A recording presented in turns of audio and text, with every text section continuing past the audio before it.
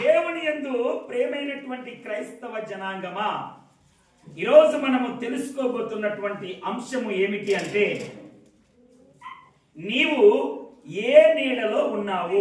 ఈ గంట 2 గంటల సేపు ప్రార్థనలు కాదు, నీ జీవితము నువ్వు ఉంటున్నటువంటి నీడను ఆధారము చేసుకొని అది మెరుగుగా ఉంటుందా, దైవికంగా ఉంటుందా, ఏమండి పాపపు స్థితిలో ఉంటుందా అన్నటువంటిది ఆధారపడి ఉంటుంది. నువ్వు ఏ నీడలో ఉన్నావు? నువ్వు ఉంటున్నటువంటి నీడ యొక్క వాస్తవ్యత ఏమిటి? అయితే అనేక నీడలు ఉన్నాయి. వాటన్నిటిని నేను మీకు జ్ఞాపకం చేస్తూ విలువ కలిగినటువంటి నీడను కూడా మీకు పరిచయం చేస్తున్నాను. ఆ నీడలో ఉన్నటువంటి వారికి ఉచితముగా తన కృపను అనుగ్రహిస్తున్నాడు దేవుడు.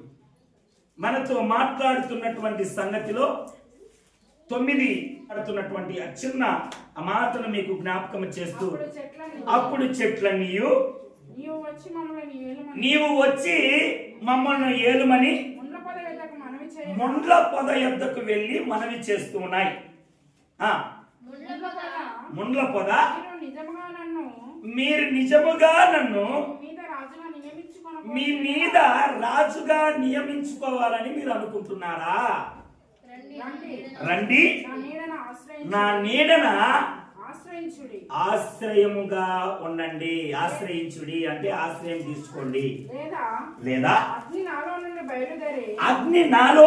బయలుదేరి లెబానోను దేవదారు చెట్లను కాల్చివేయనని చెట్లతో చెప్పాను. ఇక్కడ ఒక నీడ గురించి మాట్లాడుతుంది. ప్రేమైనటువంటి దేవుని బిడ్డలారా, చాలా మటుకు వారి వారి కుటుంబాలు అన్నటువంటివి నాయకునిగా నియమించుకున్నటువంటి ఆ స్థితి తెలియదు. నాయకుడిని ఎంచుకున్నటువంటి స్థితి తెలియదు.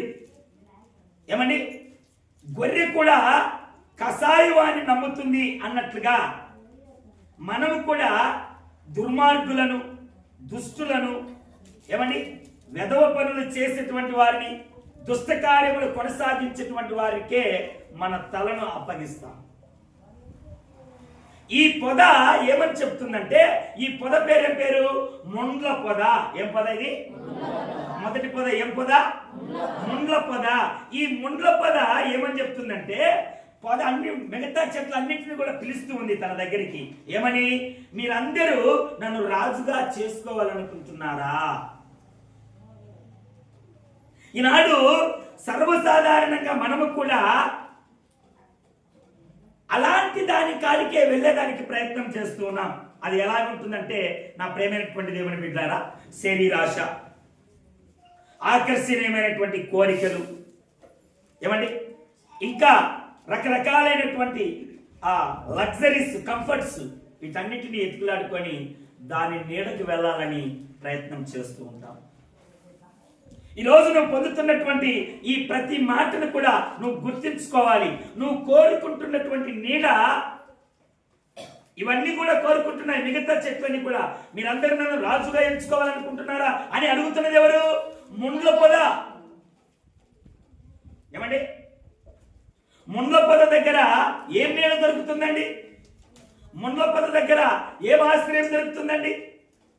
ఈనాడు మనము కూడా శరీరాశలు, నేత్రాశ, జీవపు డమ్మాన్ని ఆధారం చేసుకొని వాటి వైపు ఆకర్షితులమై ప్రేమ, సంతోషము, సమాధానం, దీర్ఘశాంతం అన్నటువంటివి మైమరిచి తిరుగుతూ ఉన్నాం. ద్వారా ఆ మాటను మాట్లాడించి ముందుకెళ్ళడానికి ప్రయత్నం చేస్తాను.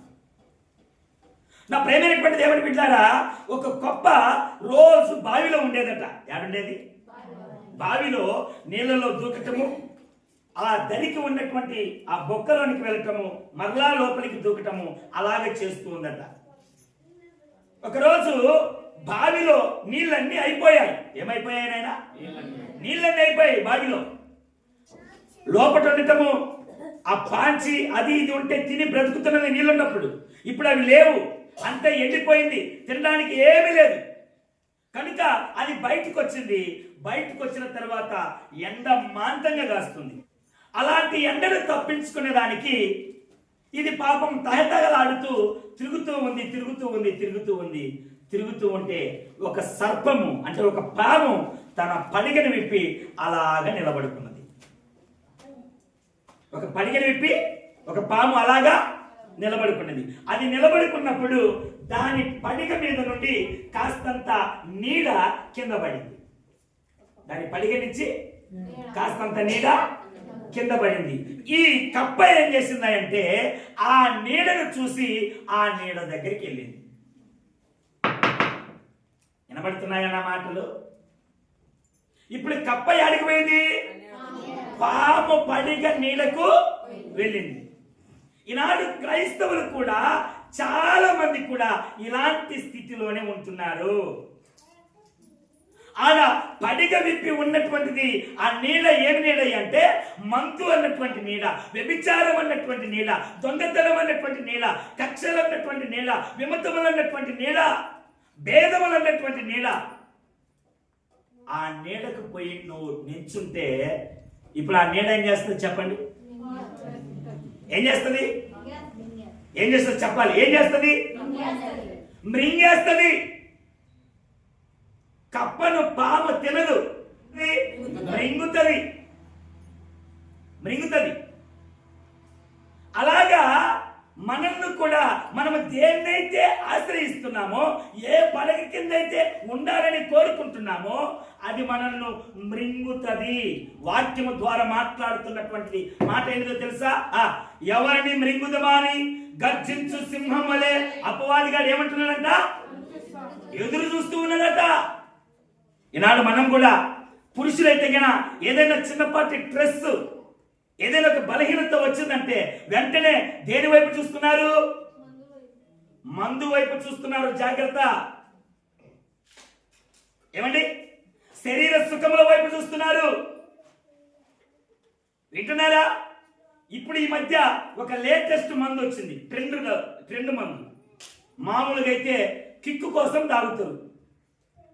దేనికోసం తాగుతారు? కిక్కు కోసం తాగుతారు. ఈ మధ్య భయపీయడానికి కూడా తాగుతున్నారు.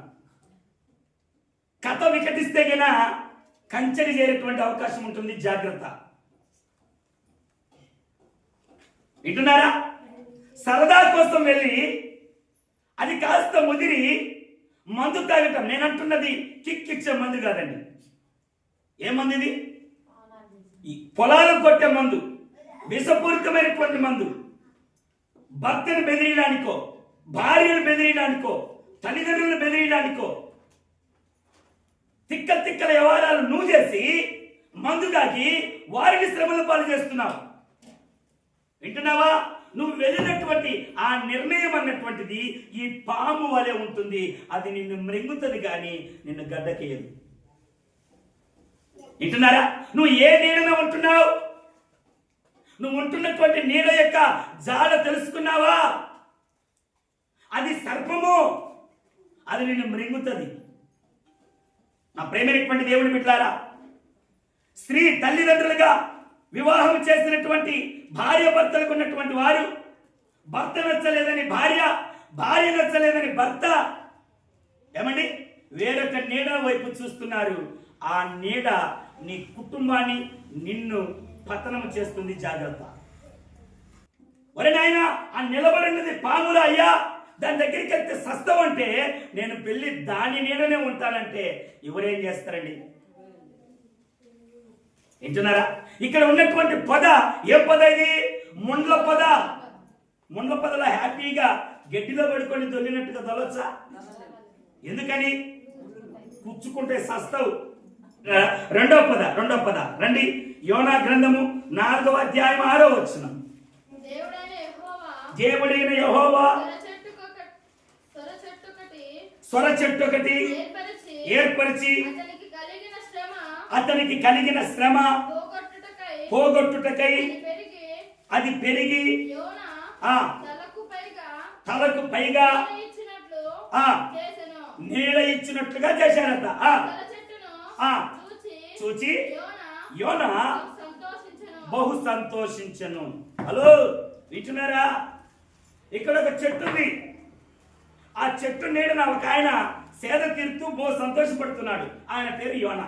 ఏమి చెట్టు ఇది అంటే సొర చెట్టు నీడ. యోనా ఉన్న పరిస్థితి ఏంటిది? చాప గర్భములో నుండి, చాప కడుపులో నుండి 3 రోజులు అక్కడ నివాసం చేసి ఆ పూడిలో ఉండి దేవుని మొరపెట్టి సముద్ర గర్భంలో ఉన్నాను అనుకొని మొరపెడుతున్నటువంటి వాడు దేవుని పనిని చేయకుండా తప్పించుకొని తిరగాలని తిరిగినటువంటి అనుభవం కలిగినటువంటి వాడుగా కనబడుతున్నాడు యోనా. అది మ్రింగినటువంటిది కక్కే సమయానికి సగం జీర్ణమైనడయ్యా. ఎవరు? యోనా. ఆ సగం జీర్ణమైనటువంటి దేహంతో సముద్రంలో ఏముంటుందండి? మామూలుగా ఉప్పు ఉంటుంది, అవునా? ఒక గాయం మీద, ఒక పుండు మీద ఉప్పు చల్లండి, ఎలా ఉంటుందో సుక్కలు కనబడతాయి. ఈ స్థితిలో ఉన్నటువంటి ఆ సముద్రంలో ఉన్నటువంటి చేప అయ్యగారిని వచ్చి, అంత పెద్ద చేప మ్యాక్సిమం ఆయన నడవగలిగినటువంటి నీళ్ళ లోతులో ఆయన కక్కేసి ఉంటుంది. అక్కడి నుండి ఒడ్డుకొచ్చాడు. ఆ క్రక్కటం ఇదంతా కూడా అక్కడంతా వ్యూ చూస్తున్నాడు.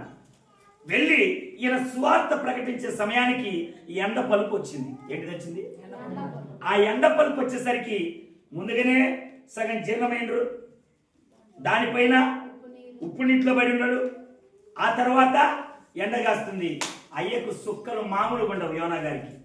అదే చెప్పిన మాట వినింటే యోనా సముద్ర గర్భంలోనికి వెళ్ళేవాడు కాదు, శాప కడుపులో ఉండేవాడు కాదు, తర్వాత సముద్రపు ఒడ్డున కక్కబడేవాడు కాదు, సగం జీర్ణమై ఉండేవాడు కాదు, ఉప్పు నీటిలో పడేవాడు కాదు, తర్వాత ఎండకు ఎండేవాడు కాదు.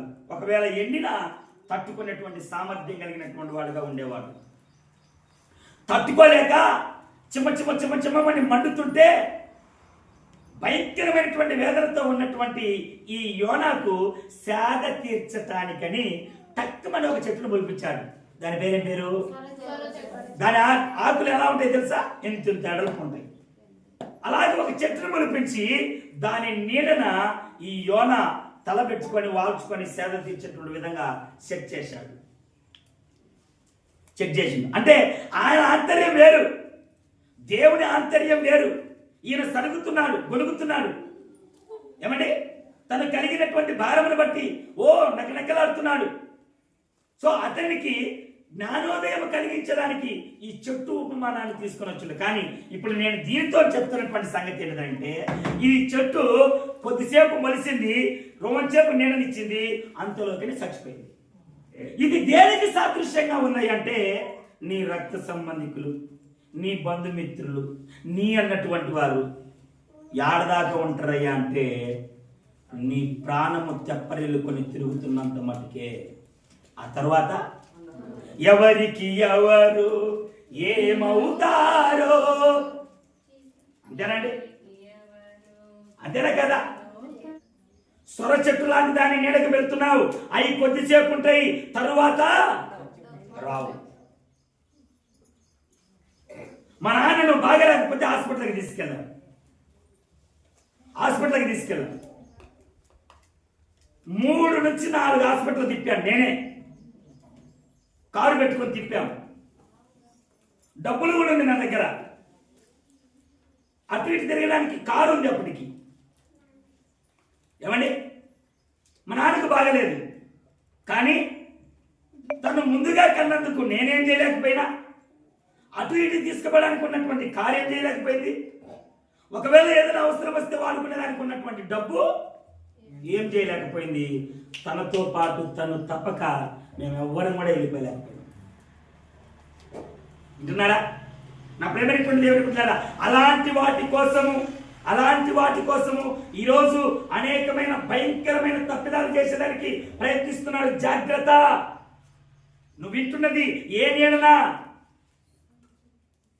కడవరకు నీతో పాటు ట్రావెల్ చేసేటువంటిది, కడవరకు పరలోక రాజ్యానికి చేర్చేదానికి ఉన్నటువంటి దాని వైపు చూడకుండా దేని వైపు చూస్తున్నాం?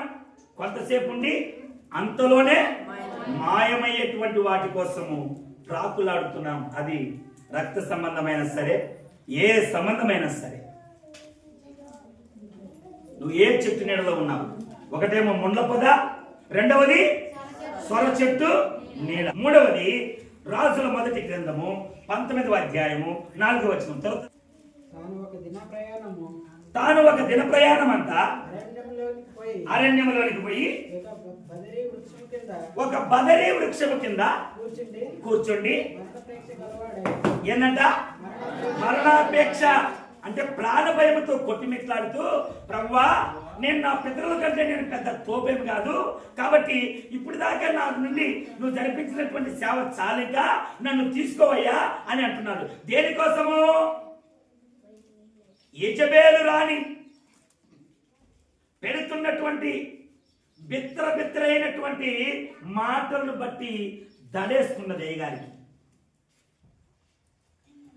ఏమండి, యెహోవాయే నిజమైన దేవుడని, రోషము కలిగినటువంటి వాళ్ళని, మాట్లాడగలిగిన వాళ్ళని, సైన్యములకు అధిపతి అని, నా పక్షమున ఉండి యుద్ధం చేస్తాడని కాన్ఫిడెన్స్ లో ఉన్నటువంటి ఈ ఏలీయా ఇంచుమించు 850కి పైబడి ఆడ 458. ఏమండి, ఇంకొక నిఘంటులో 850కి పైబడి అని చెప్తున్నారు. అంతమంది బయలు ప్రవక్తలతో ఛాలెంజ్ చేసి మరి వింటున్నారా? మన భాషలో చెప్పుకోవాలంటే తొడలు ధరిసి ఓయ్ రారా చూసుకున్నాం అన్నట్టుగా పిలిచి పెద్ద కొండ మీద చక్కగా 2 బలిపీఠాలు కట్టి 450కి పైబడి ఉన్నటువంటి ఈ బయలు ప్రవక్తలను పిలిపించి, మీ దేవుడు నిజమైన దేవుడా, నేను సేవిస్తున్నటువంటి యెహోవా నిజమైన దేవుడా అని జబ్బలు సరిసి కాలు దివి ఎగతాళి చేసి హేళన చేసి ఆకాశం నుండి అగ్ని దిగి వచ్చి పశువును కాల్చెద్ద స్వారూప్యంలోనికి తీసుకెళ్ళినటువంటి వాడు ఏలియా. ఇప్పుడు ఈ ఏలియా యాడున్నాడు? బదరీ వృక్షము కింద. ఇది దేనికి సాదృశ్యమయ్యా అంటే భయానికి సాదృశ్యము. ఇప్పుడు ఇది దేనికి పోలి ఉందయ్యా అంటే భయానికి, నిస్సహాయ స్థితికి. ఇంకా నాతో కాదులే, నాది అయిపోయిందిలే, ఇంకా నేనేం చేసాను పాస్టర్ అయ్యంగా. హల్లెలూయా. ఇదేనా మన చెట్టు? మన చెట్టు ఇదేనా? బాగా చదువుతున్నాను, ఒక సబ్జెక్ట్ పోయింది, ఇంకా నేనేం చేశాను, ఇంకా నేనే చదువుతలేగా. బలహీనమైనటువంటి తలంపు. వింటున్నారా? హల్లెలూయా. ఒకసారి 2 సార్లు హాస్పిటల్కి వెళ్ళింటాం, డాక్టర్ ఏదో ట్రీట్మెంట్ ఇచ్చింటాడు, సంతానం కలగలే, ఇంకా ఏడగలుగుతారులే. మనకు మనమే సెల్ఫ్ డిఫెక్టివ్. వింటున్నారా? ఒక 4 రోజులు పనికి పోయినాం, ఒక అప్పు తీరలే, ఇంకా ఏడ తీరుస్తలే నేను. ఇంకా నిజమండి, అప్పులు ఎక్కువై కూడా చచ్చిన వాళ్ళు చాలా మంది ఉన్నారు. అవునంటారా కాదంటారా? వింటున్నారా? కనుక నిస్సహాయమైనటువంటి స్థితి. ఏలీయా భయపడి ఆడ కూర్చొని, అయ్యా నా పితరుల కంటే నేనేం పెద్ద గొప్పవాణి కాదు, కాబట్టి ఇంకా నన్ను చంపేయ్యా అన్నట్టుగా మాట్లాడుతున్నాను. ఈరోజు అలాంటి స్థితిలో నువ్వు ఉన్నావేమో. నా వల్ల ఏడవుతుందిలే, ఈ జబ్బు ఇంక నాకు ఏడబోతుందిలే, ఈ అప్పు నాకు ఇంక ఏడదీరుతుందిలే, ఈ సబ్జెక్ట్ నేను ఎప్పుడు పాస్ అవుతలేగా అన్నటువంటి నిస్సహాయ స్థితి కలిగినటువంటి బజరీ వృక్షము కింద ఉన్నావేమో. జాగ్రత్త. అంతేకాదు, నీ జీవితము అంతటితో అయిపోయలేదు. అలాంటి స్థితిలో ఉన్నటువంటి ఏలియాను ఉపయోగించుకొని ఒక రాజును అభిషేకం చేశాడు. అనేకమైనటువంటి పరిచర్యను జరిగించాడు దేవుడు. నువ్వు నా జీవితం ఇంతటితో అయిపోయింది అనుకుంటున్నావేమో. మా ఇంటి దగ్గర ఒక ముసలావిడ ఉన్నది. దేవుడు నన్ను తీసుకుపోవడం అంటే నేను చచ్చిపోవడం అన్నటువంటిది, నాకు చావు ఇవ్వడం అన్నటువంటిది దేవుడు మర్చిపోయినట్టున్నాడు అనేది. అంటే ఏమని? నిస్సహాయమైనటువంటి స్థితి, చేసుకోలేనటువంటి స్థితి. కానీ అలాంటి స్థితిలోనే ఇంచుమించు 10 సంవత్సరాలు ఉంది నాకు తెలిసి. ఇటున్నారా? నా జీవితం ఇంతటితో అయిపోయింది అనుకున్నటువంటి నీతో ఈరోజు దేవుడు మాట్లాడుతున్నాడు. It is a not infinity in your life. అంతమందినటువంటిది కాదు. అంతమందించినటువంటి ఆ ప్రక్రియ ఎవరి దగ్గర ఉంది అంటే తండ్రి అయినటువంటి యేసు వారి దగ్గర ఉంది. ఈ పరిస్థితులు నిన్ను ఆపలేవు, ఈ ఫెయిల్యూర్స్ నిన్ను ఆపలేవు. వింటున్నారా? నాకు తెలిసి సచిన్ టెండూల్కర్ మీ అందరికీ తెలిసినటువంటి వ్యక్తి, క్రికెట్ ఆడాడు. ఆయన ఎంత చదివాడండి? PhD చేసిందా? ఏమీ లేదు. నాకు తెలిసి నెట్లో సెర్చ్ చేయండి, ఏ 10th ఇంటర్మీడియట్ ఉంటుంది అంతే అన్నా, 10th. దేవునికి స్తోత్రం. కానీ వరల్డ్ కప్లలో తన ప్రావీణ్యత అంతా ఇంత కాదు. సచిన్ టెండూల్కర్ అంటే ఇప్పటికి కూడా మర్చిపోయేటువంటి స్థితి కాదు. It's a brand. Hallelujah. Qualification కాదండి ఇంపార్టెంట్, కాన్ఫిడెన్స్ ఇంపార్టెంట్. ఇక్కడ ఏలియా కాన్ఫిడెన్స్ తేలిపోయింది. వింటున్నారా? నువ్వు అనుకుంటున్నావు నాతో ఏమవుతుంది లేబ్బా, ఇంటర్మీడియట్ చేర్చింది, వెటర్నరీ చేర్చింది, డిగ్రీ చేర్చింది, PG చేర్చింది, ఇంకా ఏం చేయాలి? ఉద్యోగం రాకపోయా. హల్లెలూయా చెప్పాలి గట్టిగా, హల్లెలూయా. ఎన్ని రోజులు సహించింది నా భర్తను, అదంటే సహించింది, ఈ మాట అంటే సహించింది, కొడితే సహించింది, తిడితే సహించింది, ఇంకెన్నాళ్ళు సహించాలి? అమ్మో, ఇది నీకోసమే, నీకోసమే ఇది. వింటున్నారా? కొంతమంది వారి జీవితాలు ఇంకేముంది, నా జీవితం అంతా అయిపోయింది, ఏమైపోలే, నా ఆరంభం కూడా కాదు. ఏ చెట్టు ఇది? బదరీ వృక్షం. దేనికి సాదృశ్యము? దేనికి? భయానికి, బలహీనతకు సాదృశ్యం. ఒకవేళ ఆ చెట్టు కింద నేను నిద్రపోతున్నావా? వరలక. ఏ చెట్టు కింద నేను నిద్రపోతున్నావు? ముళ్ళ పొదలోనా, సొర చెట్టు నీడలోనా, బదరీ వృక్షం నీడలోనా? ఏ చెట్టు నీడలో ఉన్నావు? పరమగీతములు 2వ అధ్యాయం వచనం 3 చదవండి. అడవి వృక్షములలో జల్దరు వృక్షము ఎట్లున్నదో పురుషులలో. బా, దేవునికి స్తోత్రం కలుగును గాక. అంటే అంత ప్రత్యేకంగా ఉన్నారని చెప్తుంది. ఆనందభరితమైన దేవునికి స్తోత్రం కలుగును గాక. ఈ అమ్మాయి ఏ నీడనుందంట? జల్దరు వృక్షము నీడన. అది ఏముందంట? ఆనందభరితమైనటువంటి తన నీడని నేను ఉంటుంది. ఈ నీడ దేనికి ప్రతిగా మనకు కనబడుతుంది అంటే ప్రభు అయినటువంటి యేసు క్రీస్తుకు ప్రతిగా. జల్దరు వృక్షము. నేను ఆనందభరితురాలుగా ఆ నీడలో ఉన్నాను. ఆ నిత్య ఆనందం నీకు కావాలంటే, ఆ నిత్య ఆనందము నీ కుటుంబానికి కావాలంటే, you will be come to the Jesus of calling. ప్రభు నిన్నే పిలుస్తున్నాడు, నీ కొరకే పిలుస్తున్నాడు. అమ్మా మందిరానికి రమ్మంటే పాస్టర్కి ఏదో కానుకలు తక్కువైనట్టున్నాయి, అందుకే పాపం బాగా పిలుస్తున్నాడు అనుకుంటున్నారేమో. ఎందుకు పిలుస్తున్నాడు తెలుసా? ఆ ఆనందకరమైనటువంటి ఆ నీడన చాటుకు మీరు రావాలని. కుటుంబంలో వేదన, సమస్య, ఇరుకులు, ఇబ్బందులు, ఏమండి అనేకమైనటువంటి అవాంఛనాలు, ఇవన్నీ కలిగినటువంటి నా జీవిత బ్రతుకులను ఆనందకరమైనటువంటి, అందుకే ఆయన పిలుస్తున్నాడు. ఏమంటున్నాడు? ప్రయాసపడి భారము మోసుకున్న సమస్త జనులారా నా యొద్దకు రండి, నేను మీకు విశ్రాంతినిస్తాను. ఆ విశ్రాంతిలో ఏం దొరుకుతుంది? ఆనందము. ఆ ఆనందం నీకు కావాలంటే ఈ చెట్టు కిందికి రావాలి. పిల్లలారా, సేవకుడు మిమ్మల్ని ప్రార్థనకి రమ్మని తండ్రి అయిన దేవుడు ఎందుకని పిలుస్తున్నాడో తెలుసా? సేవకుడి ద్వారా ఎందుకు పిలిపిస్తున్నాడో తెలుసా? ఎందుకు పిలిపిస్తున్నాడు? ఏ చెట్టు కిందికి రమ్మని పిలుస్తున్నాడు? జల్దరు వృక్షం కిందికి రండి అని చెప్తున్నాడు. జల్దరు వృక్షం దేనికి పోలింది? ఆనందము. ఆనందము దొరుకుతుంది ఆ చెట్టు కింద. ఆ చెట్టు ఏమైనారంటే ప్రభువైనటువంటి యేసుక్రీస్తు అయినాడు. అందుకే ఆ చెట్టు నీడకు రండి.